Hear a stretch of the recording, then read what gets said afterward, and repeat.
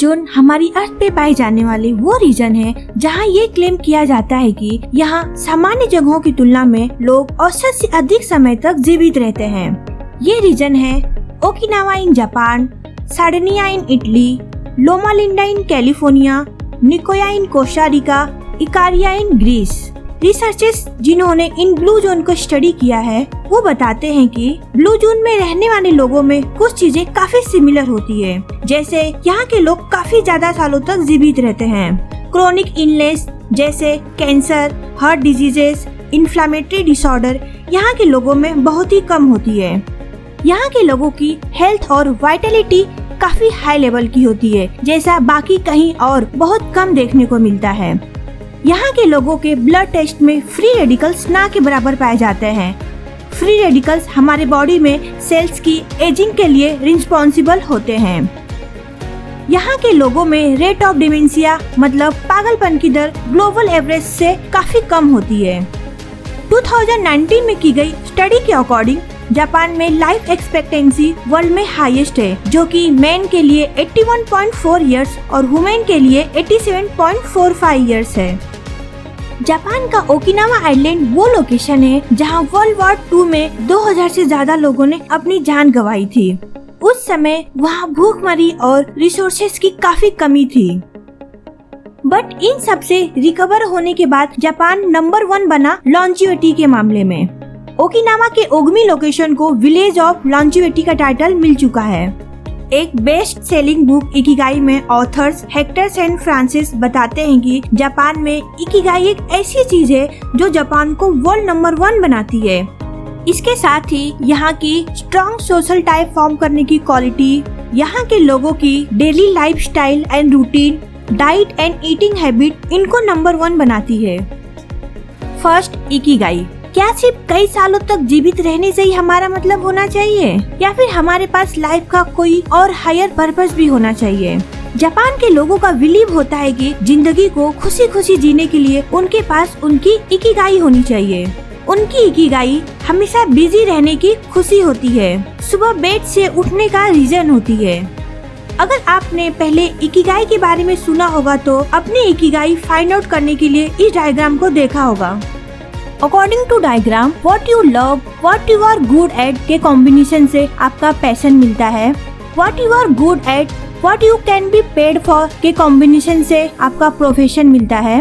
What you can be paid for, what the world needs के combination से आपका vocation मिलता है। What the world needs, what you love के combination से आपका मिशन मिलता है। और पैशन, मिशन, प्रोफेशन, वोकेशन के कॉम्बिनेशन से आपकी इकिगाई मिलती है। बट जापानीज के अकॉर्डिंग ये इकिगाई की सही डेफिनेशन नहीं है। ये आपके लाइफ का मेन पर्पस फाइंड आउट करने का तरीका है, क्योंकि जरूरी नहीं कि जापानीज अपने इकिगाई से पैसे ही कमाते हैं और ये भी जरूरी नहीं कि उनकी इकिगाई की वर्ल्ड को जरूरत हो। फॉर एग्जाम्पल, अगर किसी जापानीज की इकिगाई सुबह उठकर गार्डनिंग करना या सिर्फ अपने लिए सब्जी उगाना है तो इसी से न ही वो पैसे कमा रहा है और न ही वर्ल्ड को इसकी जरूरत है। ऐसे ही ये भी जरूरी नहीं कि अपनी इकिगाई के लिए वो उस काम में एकदम एक्सपर्ट हो। जैसे अगर किसी की इकिगाई सुबह उठकर चाय पीना है तो इस काम के लिए एक्सपर्ट होना जरूरी नहीं है। Second, forming strong social tie. Japan में लोकल कम्युनिटी में क्लोज बॉन्डिंग का काफी ट्रेंड है। जापान के लोगों के लाइफ का प्रिंसिपल होता है इकारिबा कोडे, मतलब सभी को भाई की तरह ट्रीट करो, भले ही आप उनसे पहले कभी मिले हो या ना।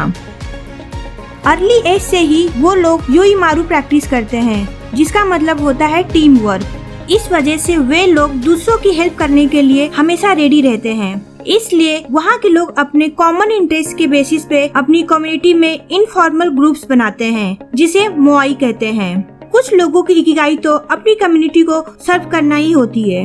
इस ग्रुप का प्रत्येक मेंबर ग्रुप के इकोनॉमिकल मीन्स के आधार पर कुछ अमाउंट कंट्रीब्यूट करते हैं, जिसे वे मीटिंग में पार्टिसिपेट करने, साथ खाना खाने, गेम खेलने या फिर अपने कॉमन इंटरेस्ट के ऊपर खर्च करते हैं। ये सब करने के बाद बचा हुआ अमाउंट रोटेशन बेसिस पे किसी एक मेंबर को दे दिया जाता है। इस तरह से मोआई का मेंबर होना उन्हें इमोशनल और फाइनेंशियल स्टेबिलिटी देता है। इस प्रकार एक दूसरे से कनेक्टेड रहने की वजह से उन्हें हर तरह की सिक्योरिटी का फील होता है, जो कि लाइफ एक्सपेक्टेंसी को इंक्रीज करने में काफी हेल्प करता है। Third, daily lifestyle and routine. Japan के 80s-90s के लोग भी काफी ज्यादा एक्टिव रहते हैं। यहाँ के लोग जिम जाके इंटेंस एक्सरसाइज नहीं करते, बल्कि हमेशा मूव करते रहते हैं। अपने वेजिटेबल फील्ड में काम करते हैं, मतलब पूरे दिन अपने बॉडी को मूव करना बंद नहीं करते। और ये हेल्दी रहने का साइंटिफिकली प्रूवन तरीका भी है, क्योंकि 30 मिनट की सीटिंग आपके मेटाबॉलिज्म को 90% तक रिड्यूस कर देता है। वे एंजाइम जो आपकी आर्टरी से बैड फैट को मूव करा के मसल तक ले जाते हैं, जहाँ ये बैड फैट बर्न हो जाते हैं, वो एंजाइम ही कम हो जाते हैं। और 2 घंटे की सीटिंग आपके गुड कोलेस्ट्रॉल को 20% तक कम कर देती है। इसलिए आप भी दिन में हमेशा मूव करते रहें। 1 घंटे की सीटिंग के बाद कम से कम 5 मिनट के लिए जरूर टहलें। जापान में योगा भी बहुत फेमस है। इसे ऑलमोस्ट सभी लोग कर सकते हैं। योगा सालों पहले इंडिया में ही डेवलप हुआ था। इसका पर्पस होता है हमारी मेंटल और फिजिकल एलिमेंट को यूनाइट करना, प्यूरिफाई करना। योगा संस्कृत के योग सबसे बना है। योग एक लकड़ी का बना हुआ क्रॉस पीस होता है, जो जानवरों को एक दूसरे से बांधे रहने के साथ साथ गाड़ी से भी बांधे रहता है, जिसे ये जानवर खींचते हैं, या फिर इन्हें हल से भी बांधे रहता है, जिससे खेतों की जुताई की जाती है। योगा भी ऐसे बॉडी और माइंड को यूनाइट करने का प्रयास करता है, जो कि एक हेल्थी लाइफस्टाइल के लिए हमें गाइड करता है। वैसे योगा बहुत प्रकार के होते हैं। हठ योगा, जो कि वर्ल्ड वाइड फेमस है और बिगनर्स के लिए काफी सूटेबल होता है। विक्रम योगा, इसे हॉट योगा भी कहते हैं। इसे लगभग 40 डिग्री टेम्परेचर में करते हैं। विन्यासा योगा, इसमें पोस्चर के साथ साथ ब्रीदिंग को भी बैलेंस किया जाता है। कुंडलिनी योगा, ये योगा आपको इनर सोल से इंट्रोड्यूस कराता है। इसमें 7 चक्र होते हैं। अनुसूरा योगा, ये सबसे ज्यादा स्पिरिचुअल फॉर्म होता है योगा का। ये आपकी इनर सेल्फ, माइंड और सोल पर फोकस करता है। भक्ति योगा, ये मेनली हिंदू धर्म में एक स्पिरिचुअल प्रैक्टिस होती है, जो आपको मोक्ष की ओर ले जाती है। आप भी अपने माइंड और बॉडी को यूनाइट, बैलेंस और प्यूरिफाई करने के लिए अपने लिए सूटेबल कोई भी योगा कर सकते हैं। Fourth, diet and eating habit. Japan के लोगों का डेली कैलोरी इंटेक काफी कम होता है। लो कैलोरी इंटेक सभी ब्लू जोन में कॉमन होता है। डेली रिक्वायर्ड कैलोरी का 30% पोर्शन उनके वेजिटेबल से आता है। वे अलग अलग तरीके के फूड और वेजिटेबल खाते हैं, एकदम रेनबो पैटर्न की तरह। उनकी सॉल्ट और शुगर की डेली इंटेक भी काफी कम होती है। इनके फूड में नेचुरल एंटीऑक्सीडेंट बहुत ही ज्यादा होते हैं। एंटीऑक्सीडेंट हमारे बॉडी के सेल में ऑक्सीडेशन प्रोसेस को स्लो करता है और फ्री रेडिकल्स को न्यूट्रलाइज करता है। ये फ्री रेडिकल्स हमारी बॉडी में सेल्स की एजिंग को बढ़ाता है, जिससे हम जल्दी बूढ़े होने लगते हैं। यहाँ पाए जाने वाले नेचुरल एंटीऑक्सीडेंट में सैनपिन चा और सिक्वासा बहुत ही ज्यादा फेमस है। सैनपिन चा ग्रीन टी और जैस्मिन टी का कॉम्बिनेशन होती है। सिकुवासा एक लेमन जैसा फ्रूट होता है, जो बहुत ही ज्यादा एसिडिक होता है। इसका टेस्ट लेमन और ऑरेंज के बीच का होता है, बट ये लेमन और ऑरेंज से 40 गुना ज्यादा पावरफुल होता है। इसमें vitamin C, B1, beta carotene और मिनरल पाए जाते हैं, जो हमें कैंसर, टाइप 2 डायबिटीज और ओबेसिटी से बचाता है।